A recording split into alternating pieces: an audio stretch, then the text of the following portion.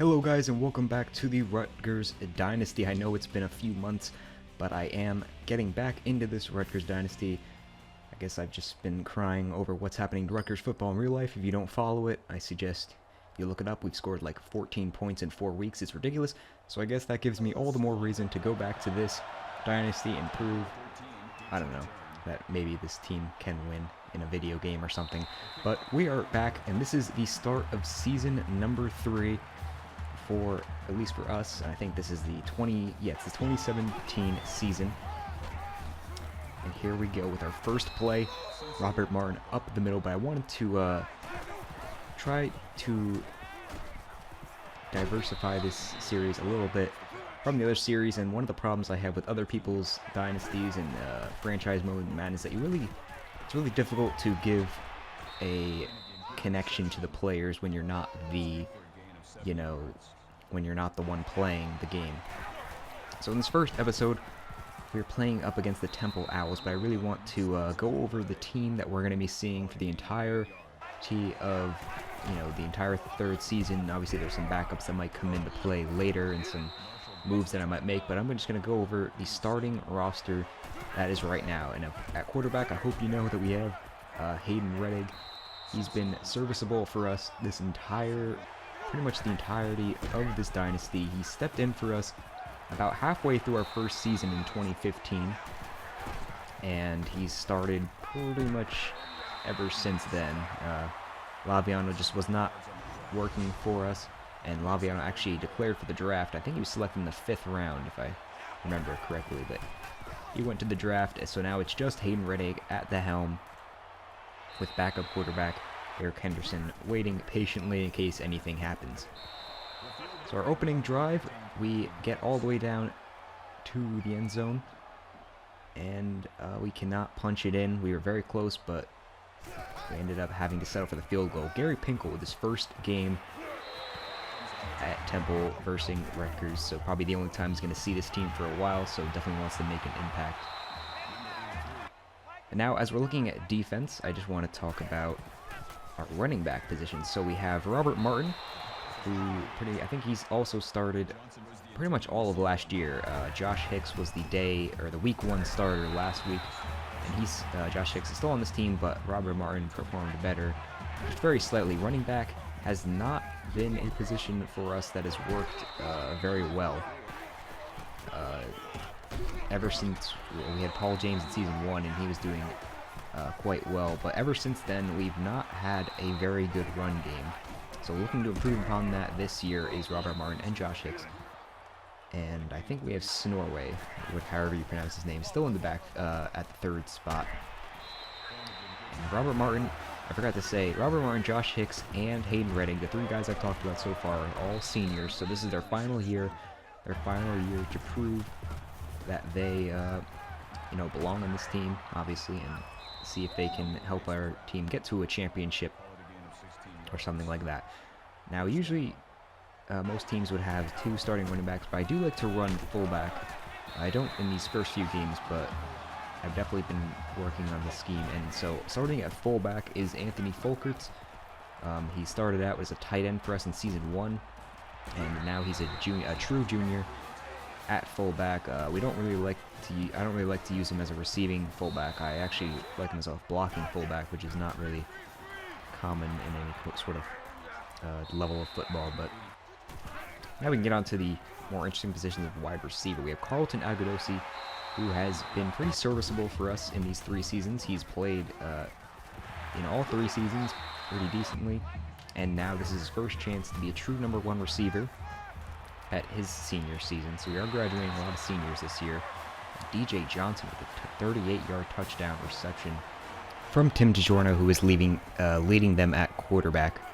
So now we're back on offense, and we talked about Agudosi, and now at our second wide receiver is, I think in this game it is Terrell Harmon at number 2, but I think I change it after this game to Dustin Neal, maybe? I have it as Dustin Neal written down here, but I think for this game it's just Terrell Harmon. But Dustin Neal is actually a true freshman that we got this year, and he has to as big shoes to fill after three.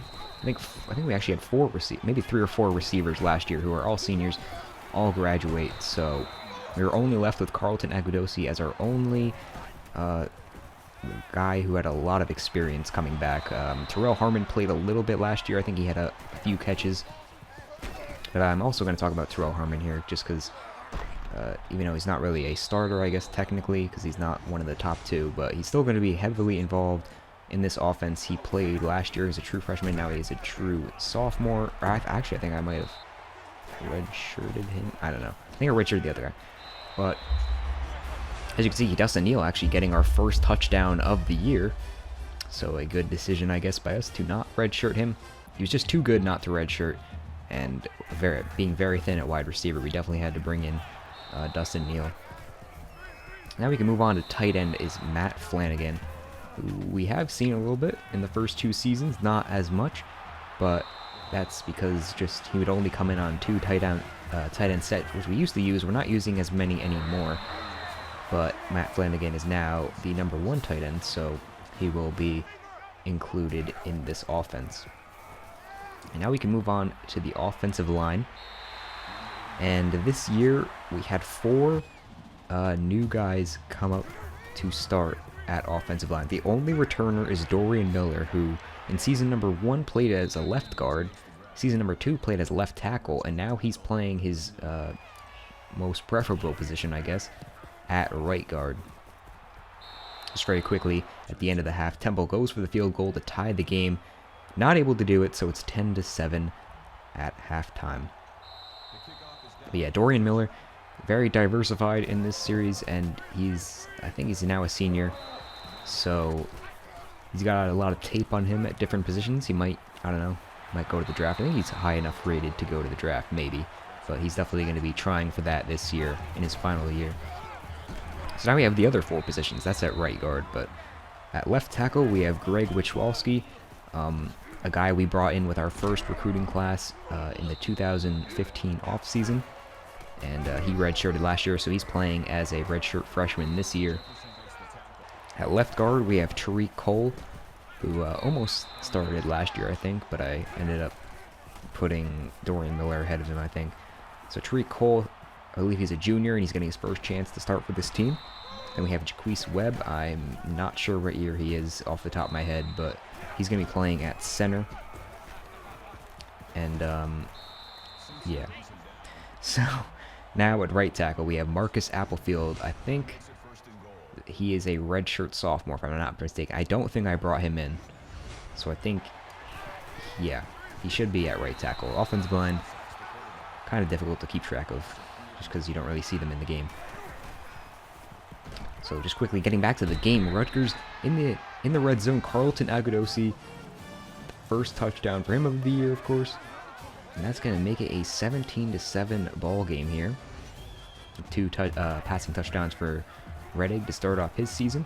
Temple now with the ball back. Now we're completed going over the first team offense. I actually remembered I wanted to put like little screenshots of like their player card, but I don't have access to my Xbox 360 right now, so I can't really add that in. I just thought about that. Whoops. But now we can go to the defense.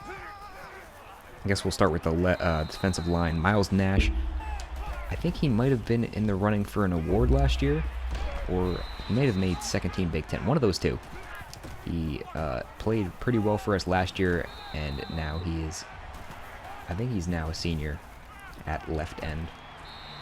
At right end, we have Jimmy Hogan, another guy who almost started, but I think I had him behind Miles Nash last year, actually, so now I'm moving him over to the right after Quanzel Lambert left, or graduated, so vacancy opened up, and Jimmy Hogan will take that spot for this year. I think he's a junior this year.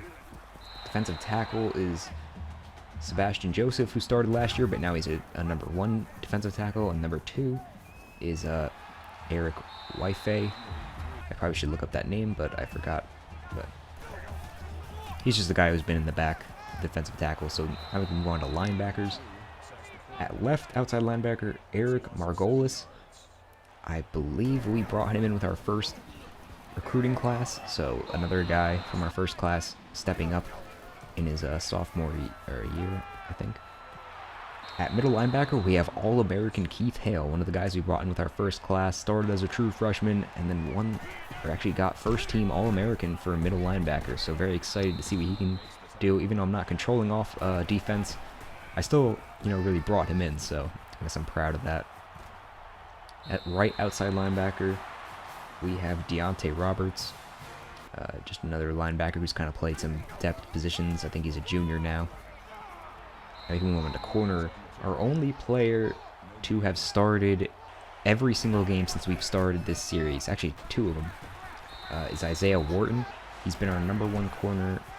I think we may have switched 1 and 2, but he's definitely started at corner every game since we started this series, just because of the, the altercation with our defensive backs in the very beginning. So yeah, we're very excited about him. He's a true junior, I think. He's actually, Isaiah Wharton's a redshirt junior. And then our second cornerback, I don't want to say running back. Now it's going to be Ronnie James. Jarius Adams, he's still here. He did start for season 1 and 2, but now we have Ronnie James at that #2 corner. He won the position battle. He's a true junior. And Jarius Adams, I think, is now our nickel corner. That moves us on to free safety is Saquon Hampton. I believe he's a junior this year, so he moves up to replace Koife, who's played the last 2 seasons. And then at strong safety, we have Andre Hunt, just another safety who is in, just played some backup roles the past few years. And at kicker, we have Andy Larson. He's already seemed to have improved a little bit, hitting that 44-yard field goal before. And he also hit one just before. I missed it, though. And, I actually realized we're getting close to the end of the game. Good thing we're at the... Temple scores on that touchdown. And now trying to get the onside kick for the last play of the game, but they actually fail. So Rutgers ends up winning 20-14. I have one player to talk about, and that is Tom Williams, who had the best average in punting last year. I know I don't show punts, but that actually wraps up the team.